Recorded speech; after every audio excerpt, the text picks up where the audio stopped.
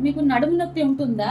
అంటే రెగ్యులర్‌గా నడుము నుంచి మన కాలు దాకా ఒక నరము పీకినట్టు ఉంటుందా? లేకపోతే తిమ్మిరి లెక్క ఉంటుందా? లేకపోతే చాలా నొప్పిగాని ఇబ్బంది పడుతుందా?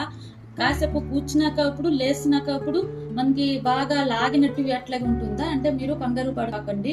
దాని పేరు వచ్చి మోడర్న్ సైన్స్ లోనే సియాటికా ప్రాబ్లమ్ అనేసి చెప్తారు. దానికి ఆయుర్వేదంలోనే గుద్రసి అనేసి చెప్తారు. అంటే దాంట్లోనే ఏమవుతుందంటే మన నడుములోనే డిస్క్ అట్లాగే ఉంటుంది. ఆ డిస్క్ లోపల గుజ్జు ఒక ఉంటుంది. ఆ గుజ్జు పేరు వచ్చి న్యూక్లియస్ పల్పసస్ చెప్తాము. దాని పైన లేయర్ కి అనులస్ ఫైబ్రోసస్ చెప్తాము. సో ఈ గుజ్జు డ్రై అయిపోయినాక పక్క లేయర్ కి పూస్ చేసి ఎక్కడ నుంచి మెయిన్ నర్వ్ ఉంటుంది. దాని పేరు వచ్చి సియాటిక్ నర్వ్ చెప్తాము. ఆ నర్వ్ కి సర్కులేషన్ బ్లాక్ చేసేస్తుంది. సో సర్కులేషన్ బ్లాక్ అయిపోతే ఈ నరాలకి స్ట్రెంగ్త్ పోతాయి అండ్ అక్కడ తిమ్మిరి గాని నొప్పి గాని ఉంటుంది.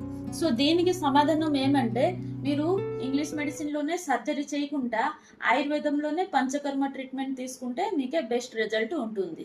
అంటే పర్మనెంట్ గానే క్లియర్ అయిపోతాయి. ఏమంటే మేము రకరకాల ట్రీట్మెంట్ చేసి ఆ గుజ్జుకి మనకి డ్రైనెస్ కి బాగా లిక్విడిఫై చేసి దానికి నర్వ్ కి స్ట్రెంగ్త్ అనేసి తీసుకొని వస్తాము.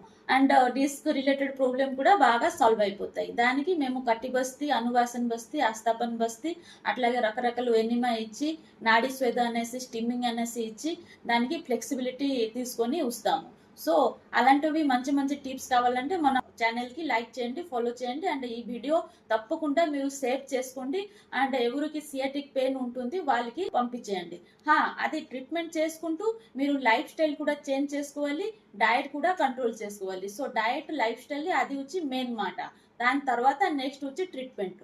సో ఈ అలాంటివి మొత్తము మీరు నేర్చుకొని ఎట్లా చేసుకోవాలి ఏమి మీరు బాగా సమాధానంగానే తీసుకొని ఉండండి. ధన్యవాదం.